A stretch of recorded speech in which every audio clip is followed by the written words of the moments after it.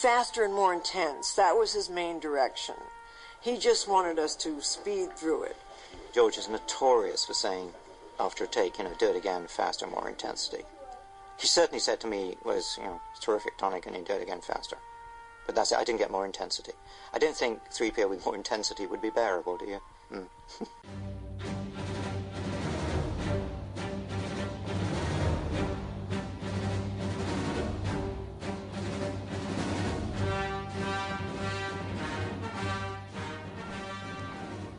Well, hello everyone, and welcome to Faster and More Intense, number 15. I'm your host, Shiloh Camrath, and joining me, as he does always, is the venerable George Costel.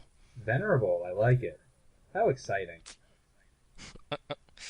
Well, before we get into news this week, I should probably let you know that we're going to be having some slight scheduling changes here at Faster and More Intense. So, Rebels ended this week, and so our podcast is normally made up of news and then comics and then Rebels. But now that Rebels is no longer going to be with us, at least for a while, we're going to kind of switch up that format. So the podcast you are now listening to right now is just going to be news and comics, because we will be discussing, you guessed it, news and comics. Also, each week we're going to be having a other podcast. Not exactly sure what's going to be in that each week, but it's obviously if a novel comes out, we'll be reviewing that. Or we may do a EU novel, or just anything we want to talk about. Maybe we'll take a topic and just run with that. Yeah, so it should be a lot of fun. We have that little EU story coming up in probably a week or two that we teased a few weeks ago. The Force Awakens is coming out on Blu-ray, so we might talk about that. So there's a lot of stuff that we'll be able to do, and it should be an exciting time.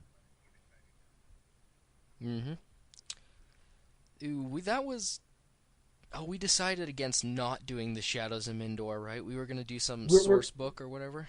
Yeah, I will go back. I have it marked somewhere. So I'll go back and let you know what you need to do. I figure that'll be at least a week out, because I figure we'll try to probably do the Force Awakens Blu-ray next week. But we can... Oh, I need to get that then. Yes. Well, so do I. I actually haven't ordered it yet, and I probably should. Yeah, I should have too.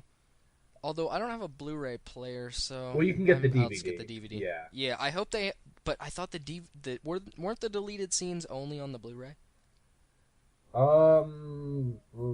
No, it says both digital and Blu-ray DVD. So theoretically, if you want to, you could get the digital release, and that would definitely have it. But, it's... Is that where you download it off of, or download it offline? Or yeah, more or less. The internet? Yeah. Okay. Well, that would take... probably would take a long while. Yeah, about half a day, so I'm not too psyched about that. It'd probably take longer than half a day. I don't know. We'll see. The joys of rural internet. But my internet connection notwithstanding, what kind of news we have this week, George? We have a good bit, actually. So, we talked about The Force Awakens Blu-ray coming out, but already released is actually that digital version. So if you don't want the hard copy of it and just want the digital file of the movie, that is now available to purchase and view and all that stuff from iTunes. Comes with the various deleted scenes, comes with the documentaries.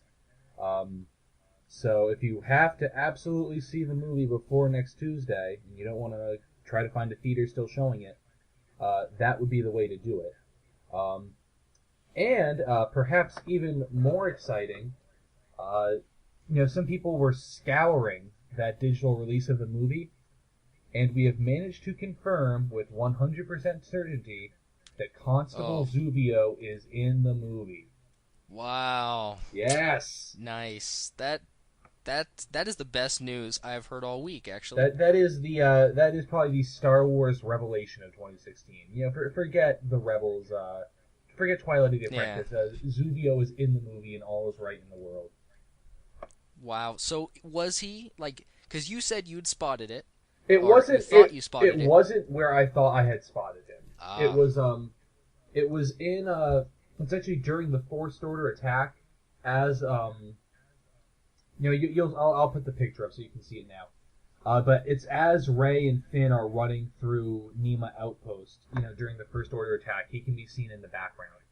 So, like, it's very much like a thing you probably would have to freeze frame to really notice. But hey, when you do freeze frame it, he is clearly in there.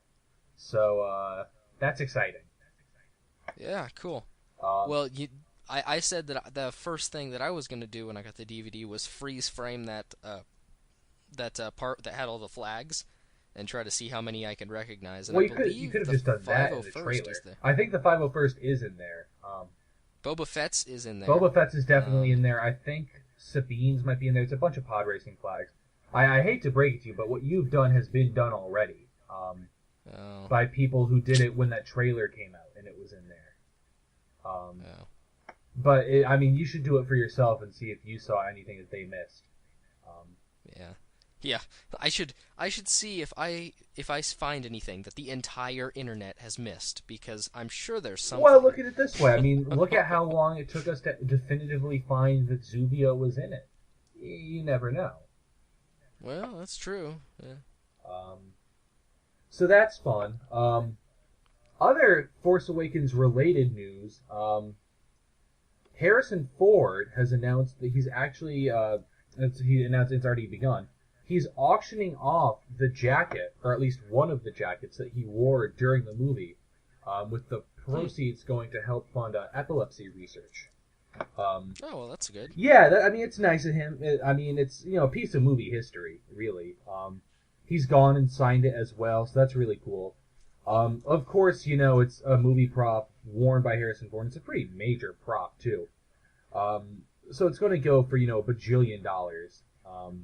Yeah. It's already above 30,000. I have a feeling it's going to get higher than that. Oh, 100%. Let me take a look. Oh, right, yeah. See, when the page I was looking at from a few days was at 34. I'm looking at it now. It's at 61. Okay, yeah, I'm going to bet it's probably going to break 100 grand. I would think so. It's got 8 days left. I'm sorry. The current high bid is 60,000.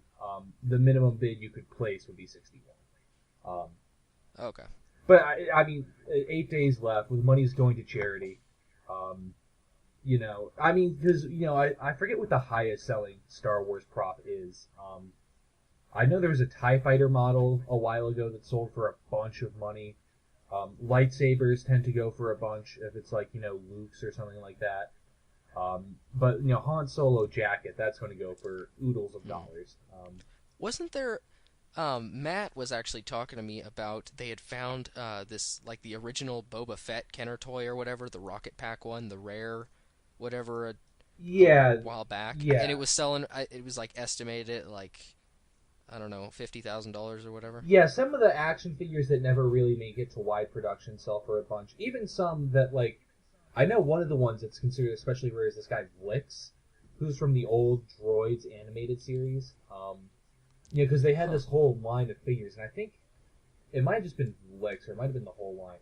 But the end game was they only made it out in Brazil, so that one figure just became insanely rare.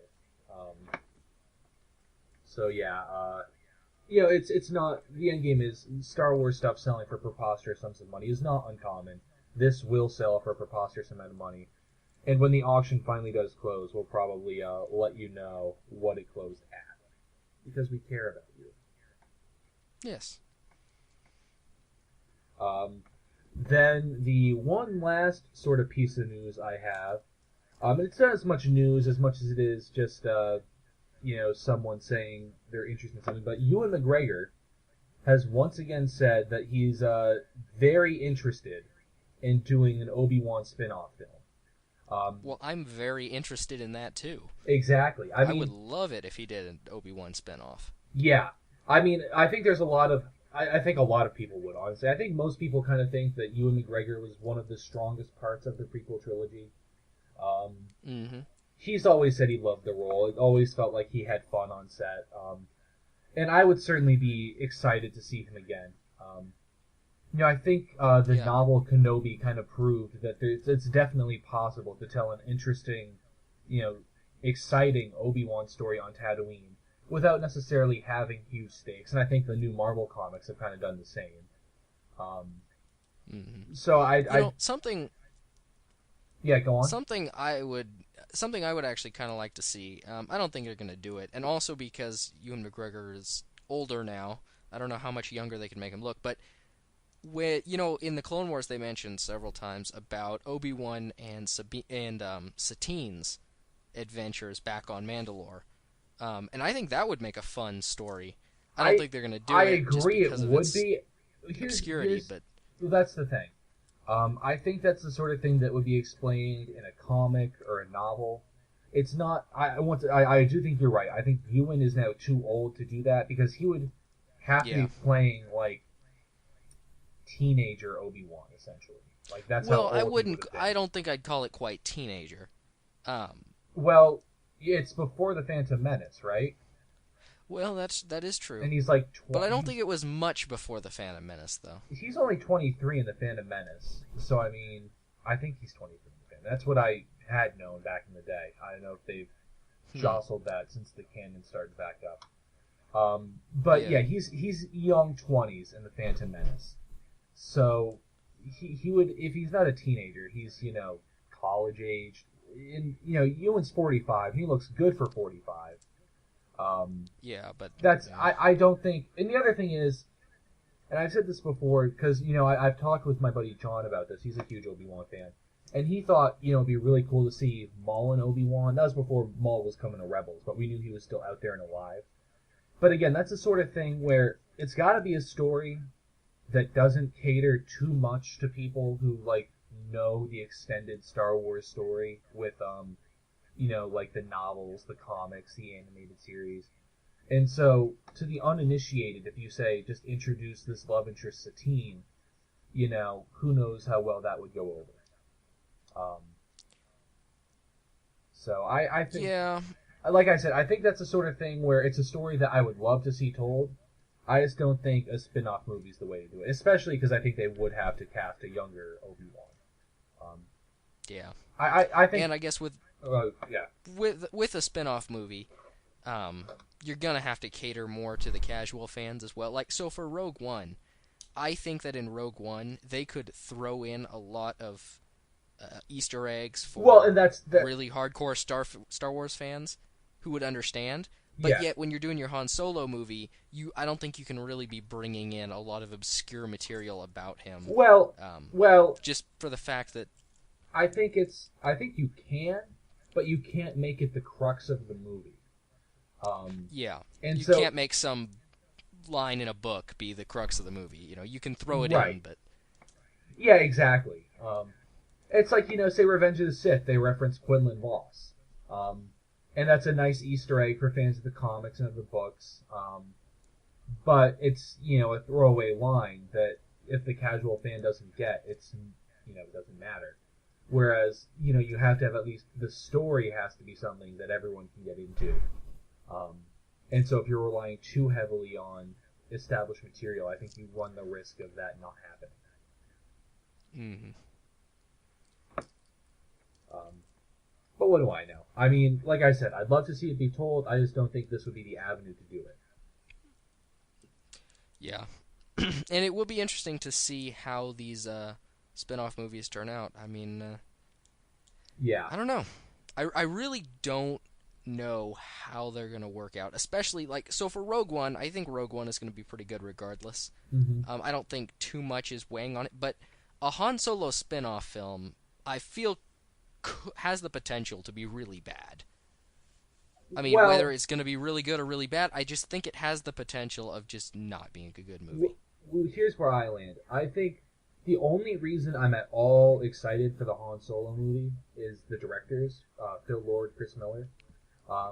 They did the Lego movie, which I love. They do the Jump Street movies, which I think are hilarious.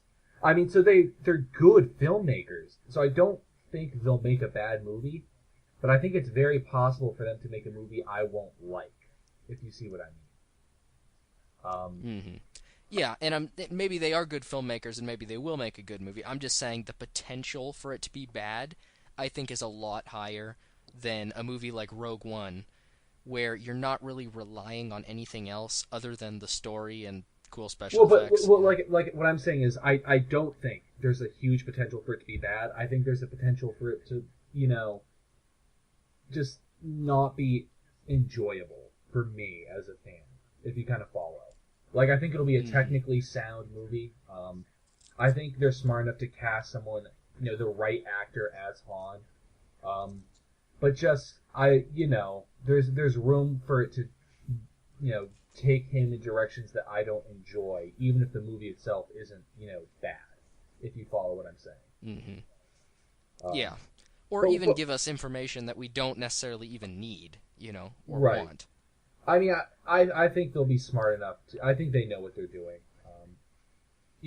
Disney is many things, and not all of them are good, but they are cautious, and I think in general they kind of know what they're doing.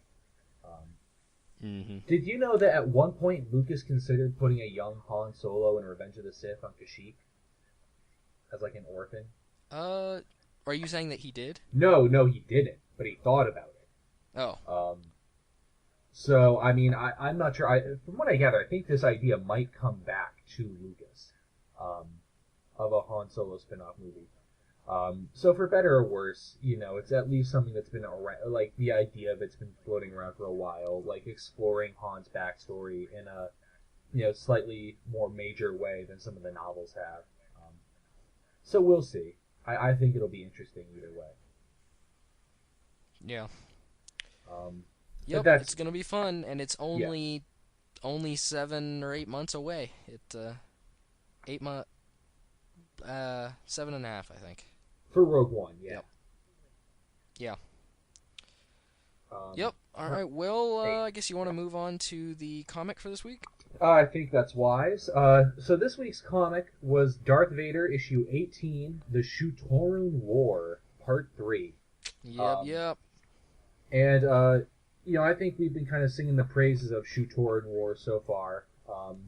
And I thought, personally, this continued the trend. But, Shiloh, how'd you like it overall? I really liked it. Shutorun has been excellent going all the way back to the Darth Vader annual issue. I mean, I really have not had a significant complaint with Shutorun as to date. It's just almost as good as it gets when it comes to the new comics coming out. I mean, it's got great action, it's got great characters.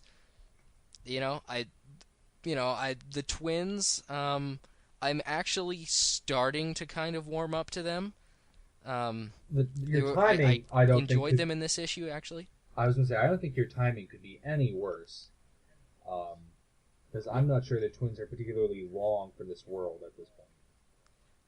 Yeah, well, I'm enjoying that they're almost dead. So. Yes. But, no, I think that they've come... I don't know. I think that they're fitting into the story well now. So I don't have a particularly huge complaint about them, which is good. And, it's just, I continue to really like Queen Trios. Yes. She is, I mean, I really didn't think that I would like her character this much, mainly because I didn't think she was going to be, it never seemed like she was going to be more than just a side character. But I'm actually really starting to like her character. Yeah. I really enjoy the scenes with her. Yeah, we'll discuss that a little more fully later. But yeah, on a whole, I'm with you. I thought this was a really strong issue. The general plot of it is, they're doing, the Imperial forces are launching their final assault on his, what's his face? Rubix, I think, is the last Ore Baron they need to attack. Yeah. And so as they, launch into action using their essentially battle drills, which is just delightful. The Shiloh sabotages Vader's. They fall off route into a trap, and then Vader has to fight their way out so he can reestablish contact with Imperial forces and tell them to wipe out Rubix, because they have apparently stopped because of Shiloh, obviously. So, However, Queen Trios is doing her best to yes, stick with Vader, which is I wise. really like Yeah. how much loyalty she has, and it really is cool having Vader have his own group of people that are devoted to him. You know, you have the droids, you had Aphra, you have Trios. It's really cool. It's like Vader's leading the Wonder Team. You know. Yeah. Well, yeah, I think that's fair. Because I guess now we can actually get into trios. Because her big scene, really, after Vader falls off course, Shiloh says, "We're not attacking anymore without Vader."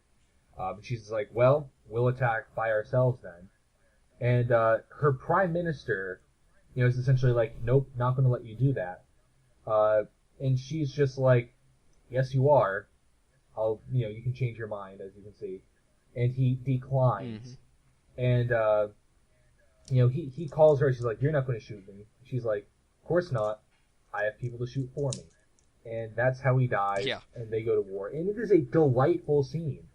I think Vader's rubbing off on her a little bit, I think. Mm-hmm. And, me, like, we talked about this some in the Rebels discussion. I'm a great The Vader apologist. I think Vader obviously respects, to some degree, loyalty. So I think, Queen Trios is... I don't think she's going to meet a bad end, I think. At least at the hands of Vader. I mean, I think her loyalty will be rewarded. Yes. No, I certainly agree. I'd say... Honestly, once this arc ends, I don't anticipate we'll be seeing much more of her. But I'm still going to be disappointed if she ends up dying at the end of this arc. Yeah, I mean, she's kind of earned her throne by now. I mean... Yeah, I would certainly say so. So really strong issue for her. And then I guess we can circle back to the twins, and Shiloh by extension. Shiloh finally, makes his move against Vader in this issue, and he does it very surreptitiously. He never, overplays his hand. And I think it's kind of been confirmed that he's coming back in the next arc. At the very least, we see that one of the covers for the upcoming issues has Vader kind of facing off against Void Gazer, it looks like. But I think the only people who actively make a move against Vader in this issue are, as we kind of mentioned earlier, the twins. Which I have a feeling are going to go the way of the dodo tomorrow, or next issue. I think they're going to be dying. I can't imagine them staying alive. I agree with you. As happened with Carbon, whenever anyone makes an active move against Vader, I don't think he's going to let that stand. And so, and he kind of shows that he always kind of knew that they were up to something. They come with him to try to establish communications. That's when they make their move. And Vader, incredibly nonchalantly, just blocks their attack. Vader doesn't care. He's not worried. No. And he's ready to just go to town on him, I think. Yeah, I mean, this issue has done a great job of making you just, root for Vader. The way that they've made him out to be the underdog and assailed on all sides. I mean, Vader in this issue is, a really cool guy. I mean, you can't help not root for him. Exactly. And I think it helps, too, that the Ore Barons have not been shown to exactly be, paragons of virtue. I mean, Vader is fighting with the lawful ruler of this planet. Even if he killed the previous lawful rulers. Details. He's fighting on the right side. And at the same time, even if you're rooting for Vader, they still don't hesitate to, make him be, the ultimate hard ass who will kill, incompetent subordinates. One of my favorite little exchanges of this is he's talking to a stormtrooper. He says, "You will hold. You are afraid of Rubix's forces? Be more afraid of me." And he's just like, yeah, that's Vader right there. Not someone who tolerates failure, holds everyone to an incredibly high standard. And it's a lot of fun, really. Yeah. And then you mentioned when the twins attack him, he had a great line where he says, let's see if I can remember it here. If I had, and yeah, the lady had said, you really trusted us, and he said, no, if I had trusted you, I would have left you back down there with the siege. Instead, this was a test of character, and you failed. Yeah.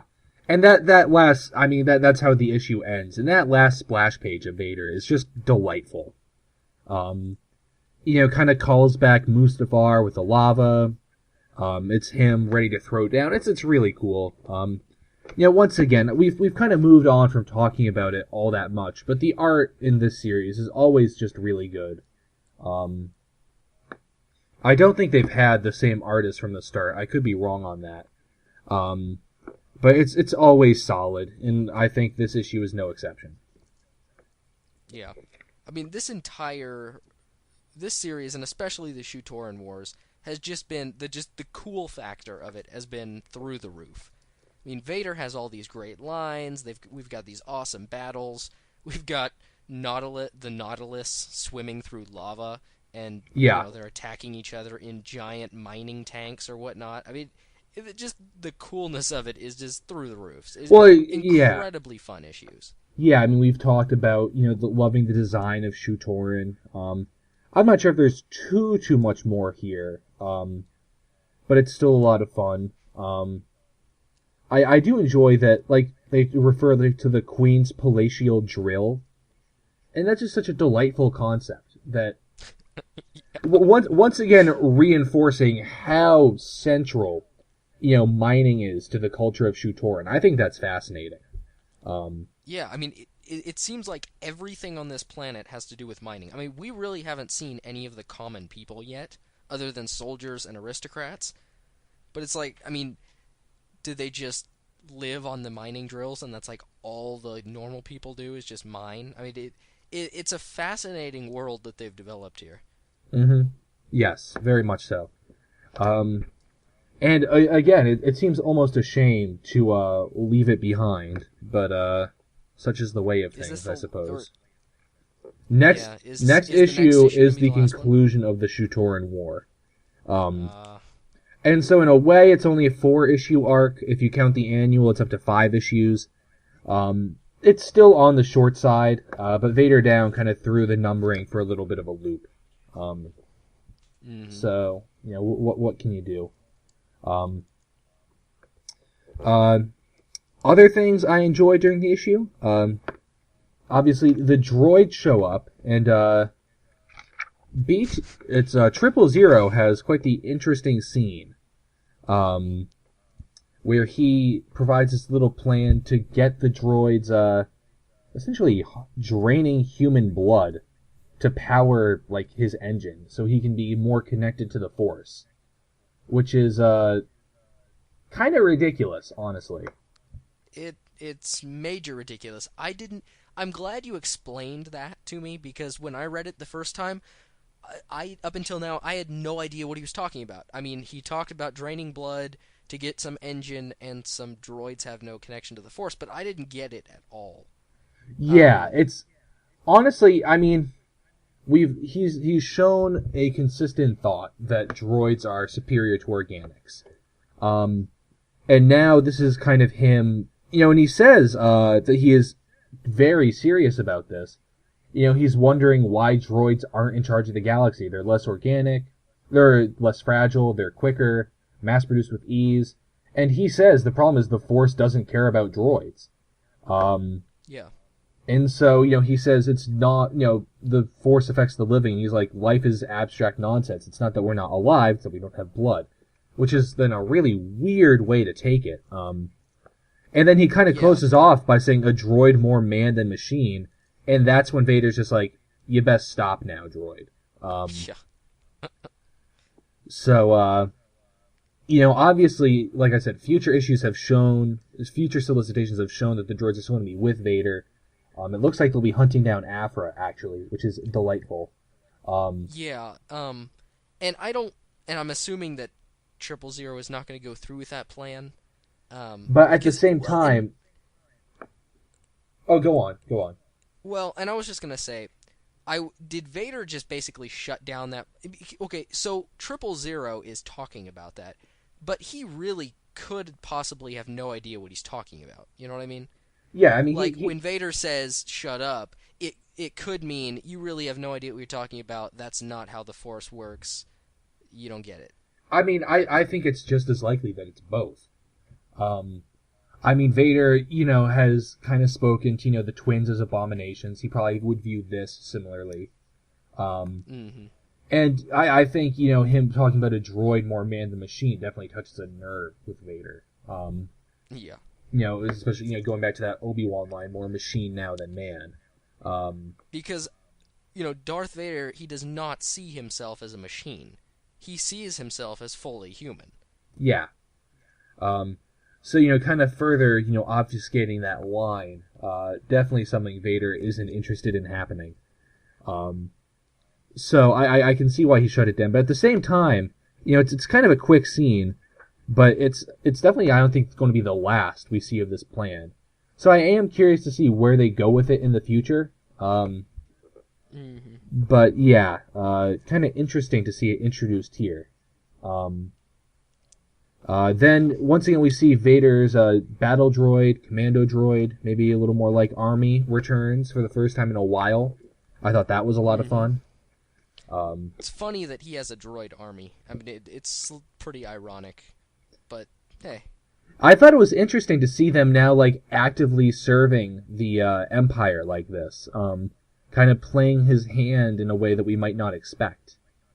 Because they were meant to be his own little personal force, and perhaps he has had him on hand to help deal with the twins or Shiloh whenever they went rogue. But I did think it was somewhat surprising to see them deployed like that.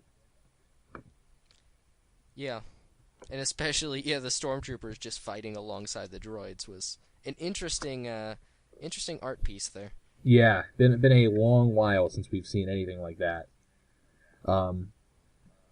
So hey, I thought that was fun.